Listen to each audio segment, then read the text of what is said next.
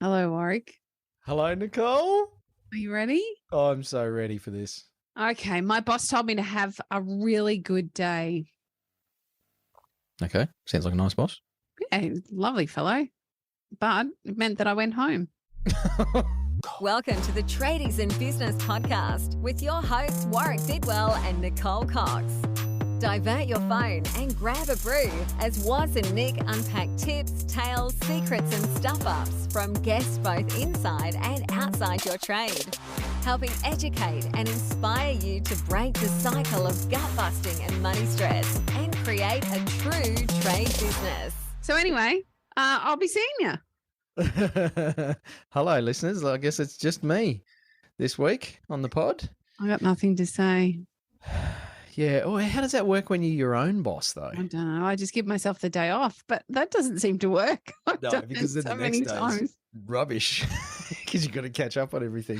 That is true. Hello, listeners. Thank you for being here. Yeah. Now, I think we skipped last week because we were traveling and stuff.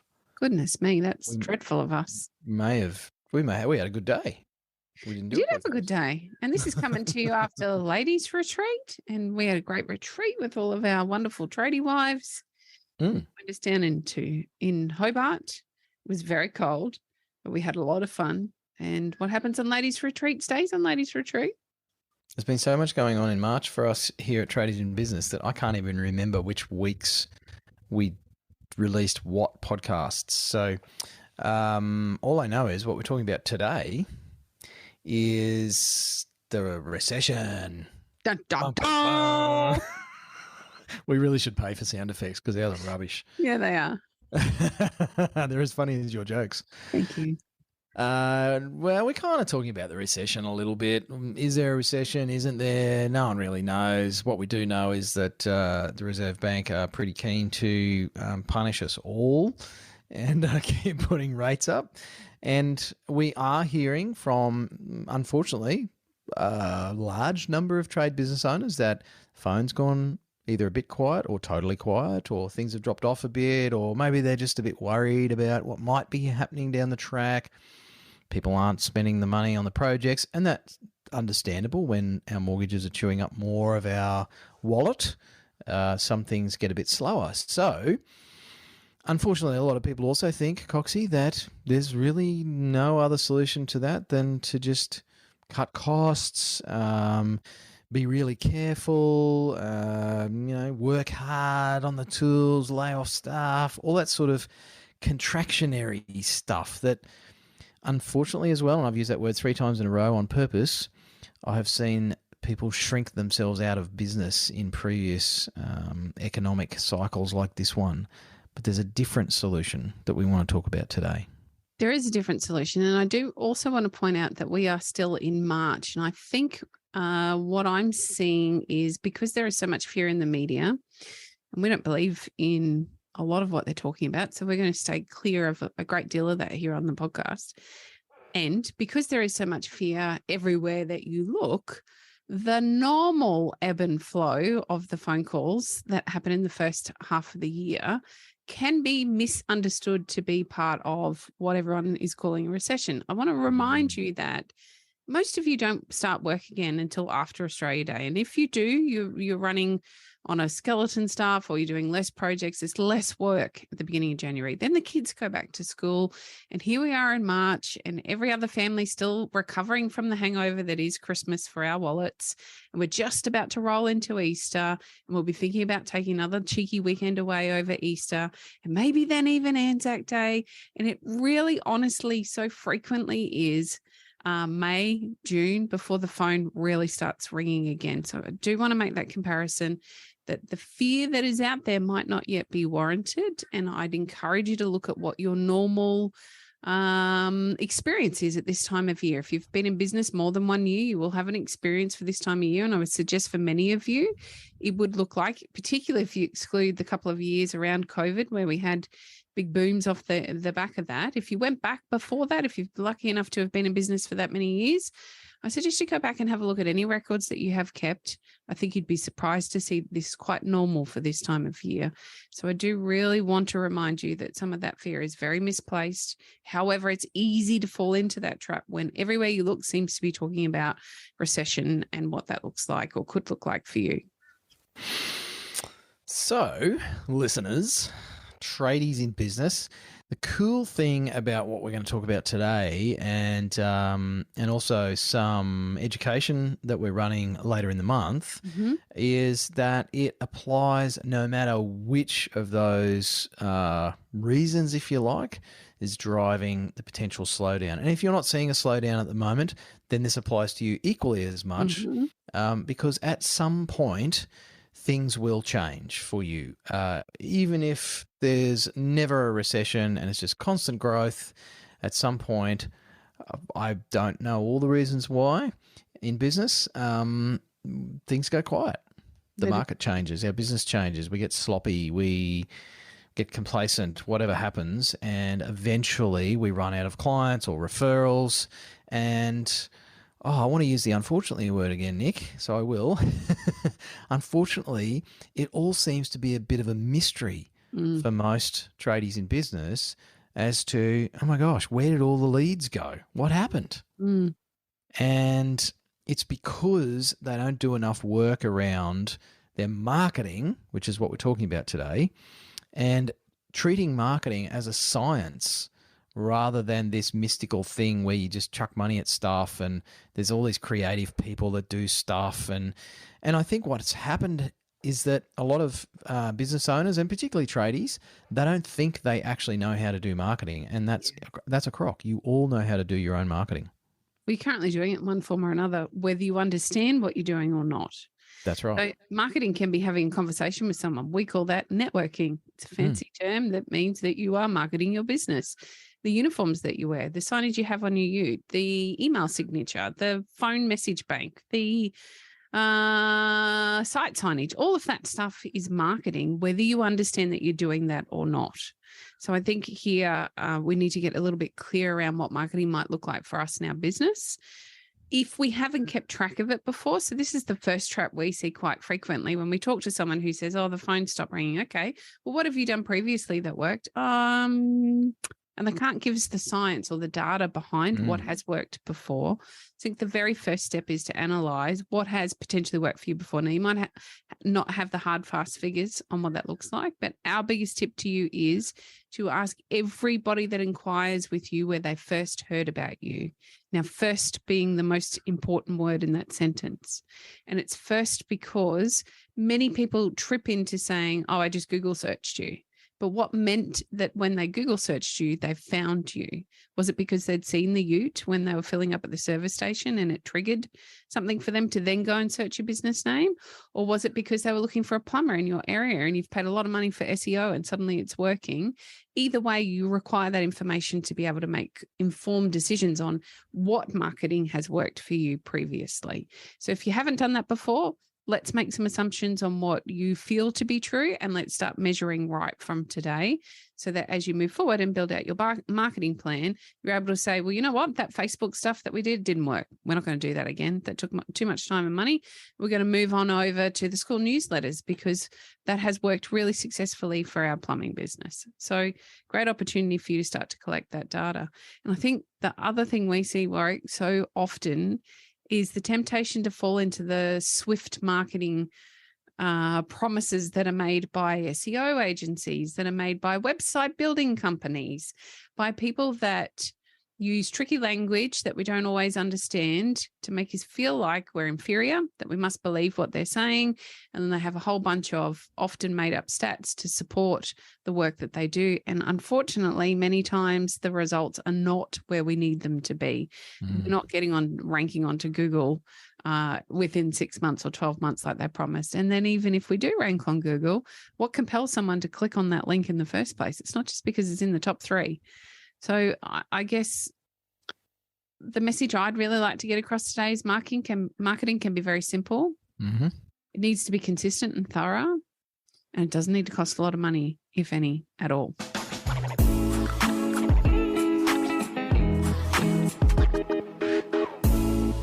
Tradies in Business was here. Sorry to interrupt your listening pleasure. I'm joined by Coxie, of course. Hello. You may not know this, tradie or tradie wife or whoever you are listening to this program, but we're business coaches. Oh my gosh, that feels weird to say. But we do actually work with people just like you to solve a bunch of problems.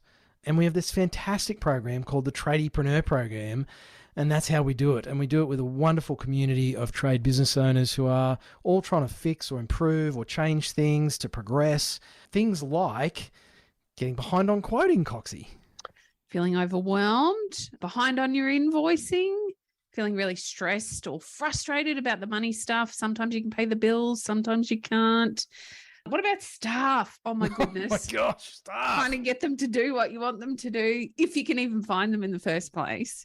There's so many struggles. And we've seen clients tackle these things in their trade businesses in quite a short space of time, to be honest, during the program, and recruit staff at a time where everybody was saying you can't get good staff, improve their quality from their team, collect their debts much more quickly. We have sessions. Getting tips?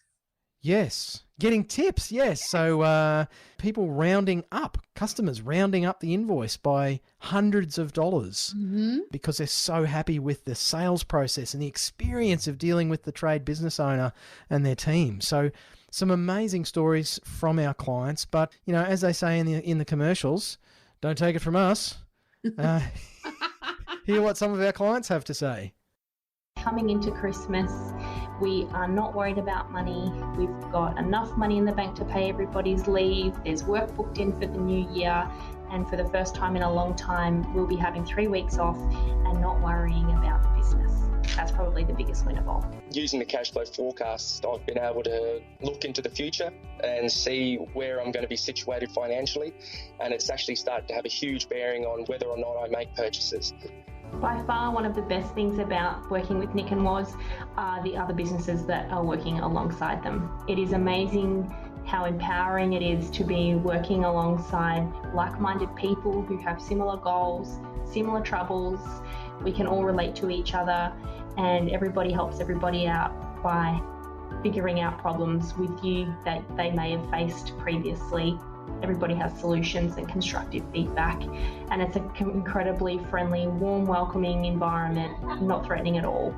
From every job, I know that I will get a sustainable wage that's industry leading. I can have at least 10 to 20% profit, and I can pay taxes, super, all of that, and I do not have to question whether or not I can because of the way that it's been built, and that is thanks to Tradies in Business and what they've taught me and what I've learned. So there you go. There's some real people. We did not pay them to say those things. And I think that sounds a lot better than Coxie and I reading them out.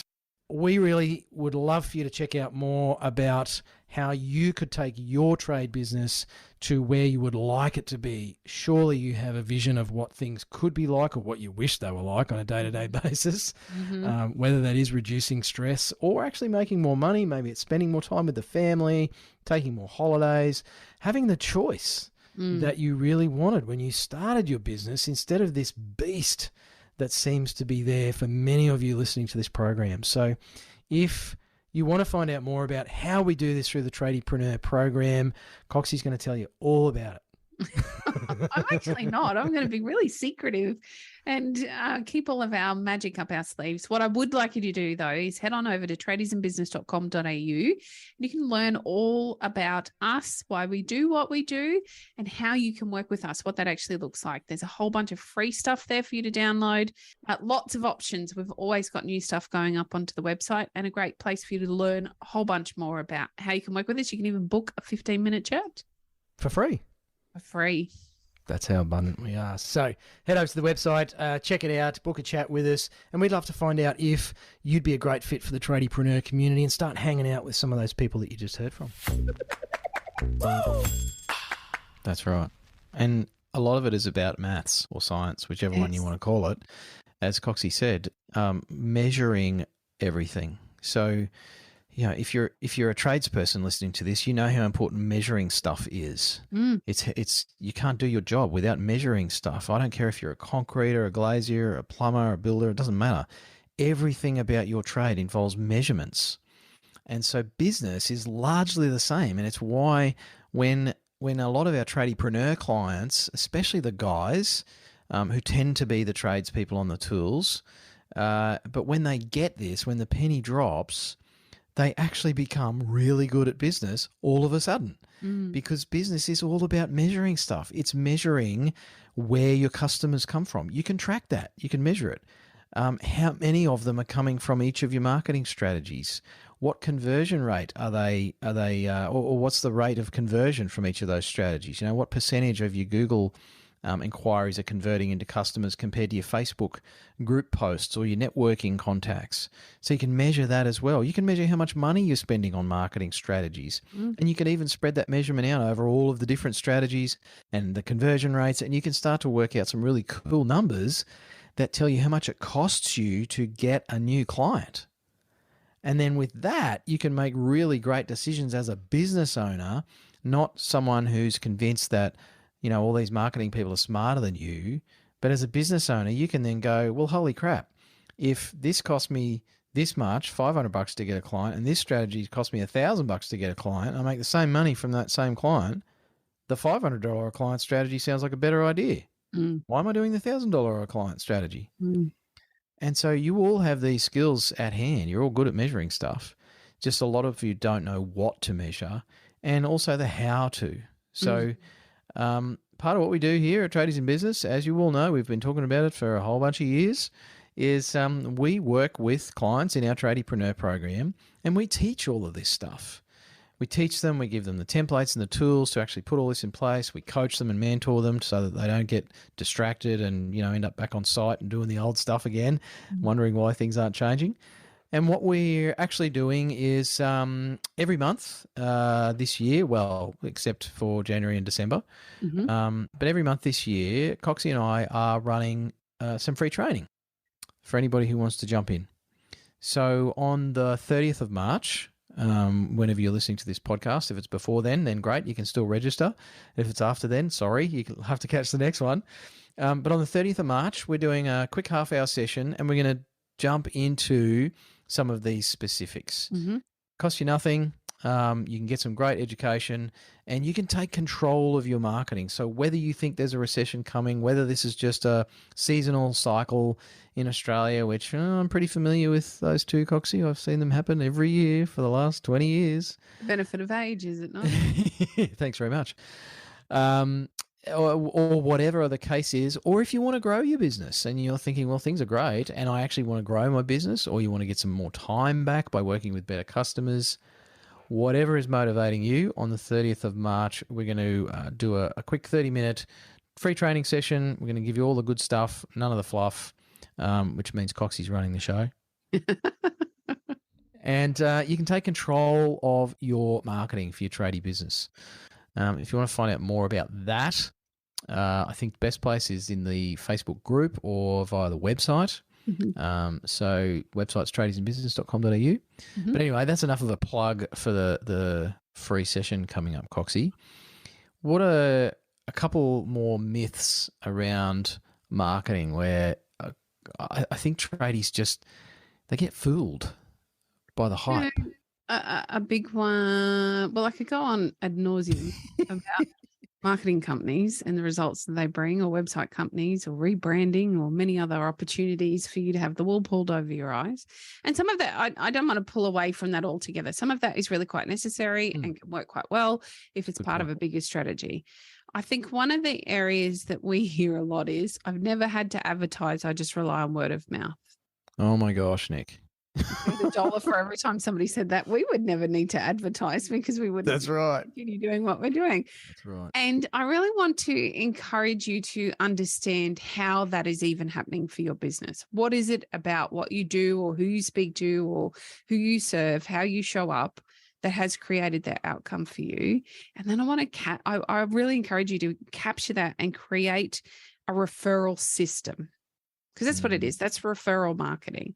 I'd like you to create a referral system that means the people that are referring you to new clients and they turn into clients for you get some sort of reward. Doesn't need to be financial.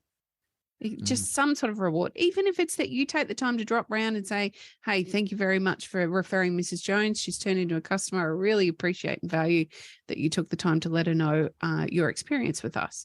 Something small, any kind of token, a handwritten note, something to say thank you for the referral so that that person that has referred your business continues to do so. What happens is we get complacent. We forget to say thanks. And people then get a little miffed about the fact they haven't been thanked or recognized or thought of in return. And what happens from there? It starts to dry up. And suddenly you're, I don't know what's going on. I've always been able to rely on word of mouth. Turns into the phone isn't ringing, nothing's happening. So even that is important for you to start to gather the data on, understand who's making the referral for you, and take the time to say thank you in whatever form you deem is appropriate. There's one. I love it. Good old-fashioned courtesy. Yes. We, Coxie and I went to a conference recently, and one of the keynote speakers was talking about just this point of showing courtesy to others actually makes them feel noticed, makes them feel significant, and they'll keep doing it because it feels good to them. People like to be noticed. Have a look at social media. Just check that out. Have a look how much people like to be noticed. So I think that's a cracking one, Coxie, that people could start working on straight away. So if you're listening to this and you don't have a referral system, if you're not able to turn the tap on or off for your word of mouth referral business, then you have a problem because you're not in control of that stream of leads, and it could dry up, and then you don't know how to actually get it back. The other one I think, Nick, to speak to for me is spending money. Yeah. Marketing doesn't have to cost a lot of money, and many marketing strategies cost you nothing, like saying thank you, for example. That costs nothing other than a bit of your time, and sure, there's a cost to that. But some of the best marketing strategies for our tradiepreneur clients are the cheapest. Yeah, I agree. And they work the most consistently and reliably. They're the easiest to implement.